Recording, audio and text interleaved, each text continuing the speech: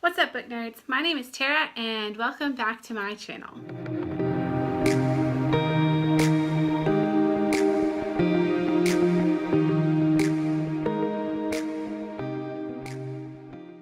I know it's been a little while. I've been very heavily embedded in my dissertation for the past 18 months, but I'm sort of coming out from the rubble of that. I'm definitely not done by any means, but I'm really ready to make more BookTube videos, and so I thought what a better time to jump back in than right now. If you're interested in learning more about my dissertation, which is on BookTube, it's the subject of it, I will be making some videos about that next week to kind of update you on where I am in that process, but I also need some help. So if you're watching this video and you are a booktuber, I have a community survey that's a part of my dissertation, and so I would love for your help in answering the questions on that survey as part of my data set.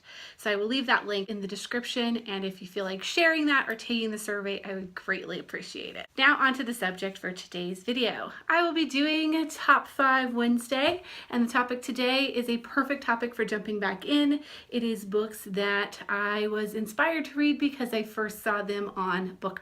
This is like a little walk down memory lane for me, so let's just jump right in. The first two books are ones that I have a little bit of nostalgia for because when I first started booktubing about 3 years ago, they were being talked about all over the community. So I don't remember exactly who recommended them to me because I think it was just everyone. The first was The Martian by Andy Weir, which I don't think I would have picked up because while I like science fiction, I don't think I felt like this was the kind of science fiction that was really grabbing me until I learned about the comedy in the story and how funny it was, and I ended up really enjoying it. And as you know now, there's been a movie made. It's a very popular book. And the other that also had a movie made from it is Girl on the Train by Paula Hawkins. BookTube was just talking about it nonstop, and I had loved Gone Girl, so it was very much on my feed every day. I ended up reading it and I ended up really enjoying it.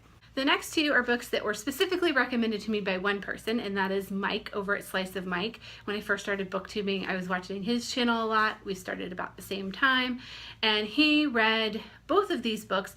The first was The Bees by Laylene Paul, and I'm terrified of bees, but I also like to read a lot about them, and I don't know that this book would have made it onto my radar, but the second I saw a bee, I was like, I have to read that. And he said something about like, who could believe that you would just get so emotionally invested in a bee, and he was absolutely right. The other was Snuff by Chuck Palahniuk, which I probably would have picked up a Chuck Palahniuk book eventually, but probably not this one to start with. But his summary of some of the seedier elements of this book was very intriguing to me, and I had to figure out like what this was even about.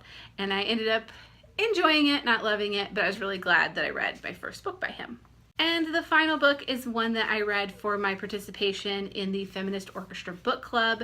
So again, that wasn't a particular person per se, but it was the book club that was reading the book as a whole. And it was A Room of One's Own by Virginia Woolf, which is a feminist classic that I should have read at some point in my school career, but I ended up really enjoying it, and I'm really glad that I've read it because now it's in my arsenal of books to refer back to as a feminist. You can view my review of that. I'll link that up here if you're interested to hear my thoughts on that classic work of literature. Those are the top 5 books that I read as a result of my participation in BookTube. Thank you to everyone for always recommending great books to me. It's just a fountain of knowledge here, and I hope to give back by sharing some of the results of my BookTube surveys and just my entire ethnographic study with you guys over the next couple of weeks. So if you're interested in that, you can subscribe. I'll be bringing you a lot more content, and also please help me out by taking that survey if you've got the time. Again, I really appreciate that.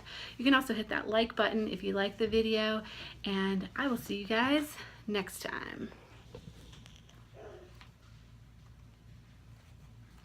My husband is outside collecting dogs. I don't know if you've heard them barking, but because I'm filming videos, I'm getting out of dog care right now, and it seems like it's a good night to not have to be involved in that.